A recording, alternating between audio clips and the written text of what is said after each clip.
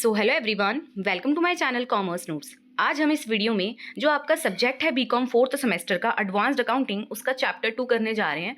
हमने इससे पहले ऑलरेडी चैप्टर 1 डिस्कस कर लिया है डिटेल में।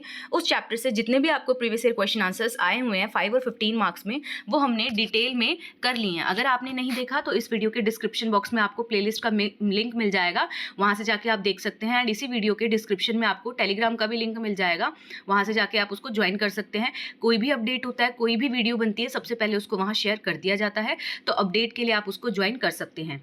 आज हम चैप्टर 2 कर रहे हैं, जिसमें हम क्या है फर्स्ट क्वेश्चन इस वीडियो में करेंगे। चैप्टर आपका है इंश्योरेंस क्लेम, सब्जेक्ट है आपका ये एडवांस्ड अकाउंटिंग, एंड ये बीकॉम फोर्थ सेमेस्टर का आपका सब्जेक्ट है। और भी अदर सब्जेक्ट इस चैनल पे स्टार्ट हो रखे हैं, चाहे वो कॉस्ट मैनेजमेंट हो, क्वांटिटेटिव टेक्निक्स एंड मेथड्स हो, आपका सिक्योरिटी एनालिसिस, पोर्टफोलियो मैनेजमेंट हो, आपकी अकाउंटिंग हो, या फिर जो आपका ऑडिटिंग है वो हो। और एडवांस्ड अकाउंटिंग तो ये स्टार्ट हो ही रखी है, ठीक है। तो ये आपके क्या है, मैंने कुछ इंट्रोडक्शन दी है, क्योंकि ये नए नए अभी लेक्चर्स हैं, तो आपको क्या है कुछ वीडियोस में इंट्रोडक्शन मिलेगी, तो आपको क्या है वो सुन लेना है, क्योंकि अगर आप पुराने हो तो आपको पता होगा, नए हो तो आपको इन्फॉर्मेशन दे दी जाती है। ओके, तो स्टार्ट करते हैं। चैप्टर है हमारा 2, insurance claim. Very very important chapter है। यहाँ से आपको theory as well as practical बनता है क्वेश्चन, तो वही हम देखने वाले हैं। अब आप यहाँ फर्स्ट क्वेश्चन ही देख लो, 2024 में ही आया हुआ है ये आपका, मतलब कि अभी जो आपका रिसेंट एग्जाम हुआ है ये आपको 15 मार्क्स के क्वेश्चंस में आया है। तो आप देख लो ये कितना इंपॉर्टेंट है, और ये बार बार रिपीट होने वाला क्वेश्चन है। इस चैप्टर से 15 मार्क्स का ही आपको थ्योरेटिकल क्वेश्चन आता है। अब आपको क्या करना है, आपको वीडियोस मिलती है तो आपको वीडियो को लाइक करना है, शेयर करना है, अपने फ्रेंड्स के साथ शेयर भी करना है इसको ज़्यादा से ज़्यादा, क्योंकि आप ही के रिस्पॉन्स के बेसिस पे हम इस चैप्टर के न्यूमेरिकल्स भी लाएंगे, अगर रिस्पॉन्स इस सब्जेक्ट में अच्छा आता है तो स्टार्ट करते हैं बिना किसी देरी के। क्वेश्चन को पढ़ना एंड देन उसका आंसर देखेंगे सिंपल लैंग्वेज में, यहाँ पे कंसेप्ट भी समझेंगे। तो क्वेश्चन है आपका, what do you mean by loss of stock insurance. तो आपको यहाँ पे बताना है लॉस ऑफ स्टॉक इंश्योरेंस से आपका क्या मतलब है, एंड आपको डिस्कस करने हैं वेरियस स्टेप्स क्या करने के, कैलकुलेट करने के claim under loss of stock insurance. तो आपका क्वेश्चन क्या है, आपको इस तरीके से भी आ सकता है कि हाउ, कैसे आप क्या है फाइंड आउट करोगे क्लेम कितना बना लॉस ऑफ स्टॉक का on the date of fire, मतलब जिस दिन क्या है फायर लगी थी। या फिर आपको क्वेश्चन आ सकता है एक्सप्लेन द प्रोसीजर, मतलब कि आपको स्टेप्स आ गए, प्रोसीजर आ गया, प्रोसेस आ गया, तो आपका क्या है यही आंसर बनेगा। आपसे ये पूछा है कि कैलकुलेट करो क्लेम, कि कैसे अगर लॉस होता है स्टॉक का फायर से, तो आप कैसे उसका जो क्लेम है उसको कैलकुलेट करते हो, उसकी प्रोसेस हमें बता दो। या फिर आपका क्या मतलब है लॉस ऑफ स्टॉक इंश्योरेंस से। तो चलिए स्टार्ट करते हैं बिना किसी देरी के। होप आपको क्वेश्चन समझ आया हो। फर्स्टली हमें क्वेश्चन समझ आना चाहिए, तभी हम क्या उसका आंसर लिखेंगे। तो पहले आपको जो मैं बोल रही हूँ उसको सुनना है, फिर हम यहाँ पे भी देखेंगे कि क्या बोल रही हैं ये।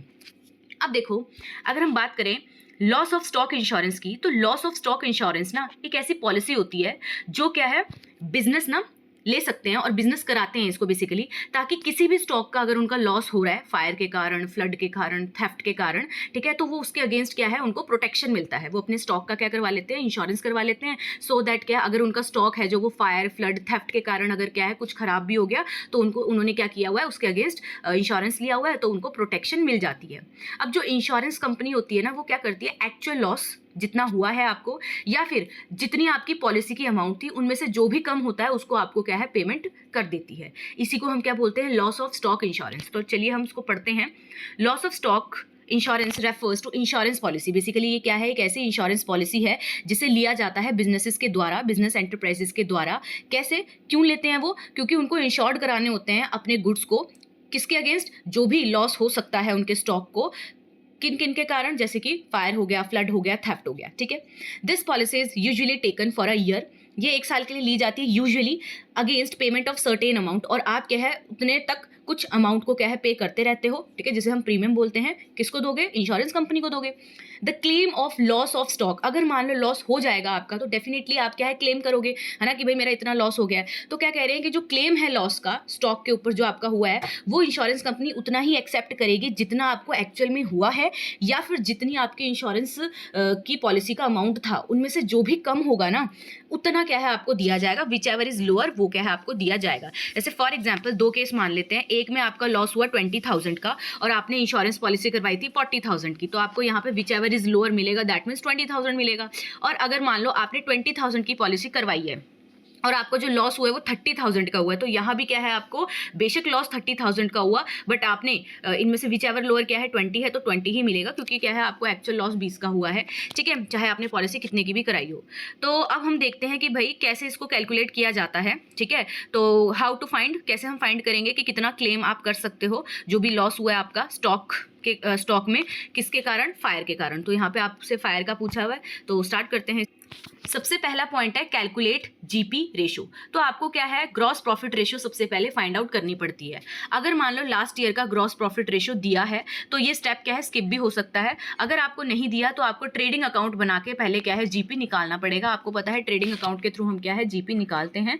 तो वही लिखा है, if the rate of GP, अगर आपको लास्ट ईयर का रेट ऑफ जीपी दे रखा है तो क्या है इस वाले स्टेप को आप स्किप भी कर सकते हो, बिकॉज आपके पास वो चीज पड़ी हुई है। अगर नहीं तो आपको फर्स्टली कैलकुलेट करना पड़ेगा जीपी। कहाँ से निकालोगे आप, वो क्या आपको ट्रेडिंग अकाउंट से मिलता है।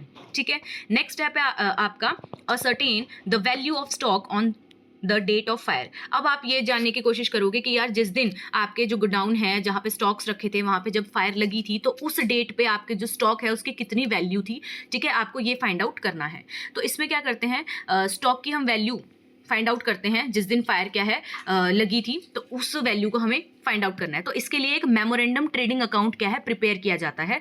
तो यहाँ पे क्या है, मेमोरेंडम ट्रेडिंग अकाउंट आपको दिख रहा है, ये वैसा ही है जैसे ट्रेडिंग अकाउंट होता है। यहाँ पे आपको इस साइड ओपनिंग स्टॉक लिखा है, उसमें परचेजेस आपको क्या है ऐड कर देनी है। अगर उसमें कोई रिटर्न है तो डेफिनेटली उसको माइनस करके यहाँ नेट परचेजेस लिखनी है।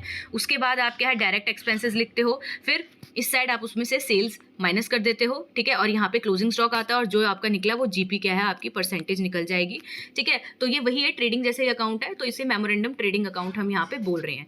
फिर आता है आपका नेक्स्ट स्टेप जो कि थर्ड स्टेप है, ascertain the actual amount of claim to be lost. अब आप एक्चुअल कितनी अमाउंट ऑफ क्लेम क्या है वहाँ पे मांग सकते हो। तो इस स्टेप में, स्टेप थर्ड में हम कैसे करते हैं इसको, सबसे पहला इसमें हमारा स्टेप है कि स्टॉक की वैल्यू, ठीक है, स्टॉक का जो वैल्यू है, ठीक है, फायर के दिन हम वो पहले फाइंड आउट कर लिया मेमोरेंडम ट्रेडिंग अकाउंट से। अब उसमें से ना माइनस कर देंगे कोई भी सैल्वेज स्टॉक की वैल्यू होगी, मतलब कि जो बचा हुआ स्टॉक है डेफिनेटली जो बच गया वो स्टॉक, तो भाई वो तो आपका लॉस नहीं हुआ ना, तो उसकी वैल्यू माइनस करोगे। क्योंकि आप ये थोड़ा बोल सकते हो कि भाई इतने स्टॉक थे तो इतने पैसे दे दो, नहीं, अगर उस स्टॉक में से कोई भी ऐसा स्टॉक है जो आपका बच गया है तो उसकी वैल्यू पहले आप माइनस करोगे। ठीक है, तो यहाँ यही लिखा है कि जो भी वैल्यू ऑफ स्टॉक आपकी निकली on the date of fire उसमें से आप माइनस कर दो जो भी वैल्यू ऑफ स्टॉक सैल्वेज्ड है। ठीक है, तो आपका निकल के आएगा वैल्यू ऑफ स्टॉक जो भी डिस्ट्रॉय हुआ था एक्चुअल में फायर से। तो इतना अमाउंट आप क्या कर सकते हो, क्लेम कर सकते हो। बट यहाँ पे स्टेप 4 भी आता है जिसमें आपको अप्लाई करना होता है एवरेज क्लॉज। अब ये एवरेज क्लॉज क्या होता है, वेरी वेरी इंपॉर्टेंट है, ये आपको पढ़ना है अच्छे से, क्योंकि जो न्यूमेरिकल आता है वो यही आता है। और अगर आपको ये सारे स्टेप्स अच्छे से समझ आ गए ना तो आपका 5 मार्क्स का एक क्वेश्चन भी इससे हो जाएगा, जो कि अभी नेक्स्ट वीडियोज़ में आएंगे। इसी से रिलेटेड आपके क्वेश्चन भी आते हैं कि आपको बताना होता है कितना अमाउंट आप क्लेम कर सकते हो। अब आप क्या है एवरेज क्लॉज को अप्लाई करोगे अगर अंडर इंश्योरेंस है तो। पहले तो ये याद रखना है कि भाई एवरेज क्लॉज कब अप्लाई होता है, जब भी अंडर इंश्योरेंस हो। इस कैटेगरी में क्या है, मतलब अगर अंडर इंश्योरेंस की कैटेगरी में आपने करवाया हुआ है इंश्योरेंस तो वहां पे क्या है कहीं ना कहीं एवरेज क्लॉज को भी अप्लाई किया जाता है।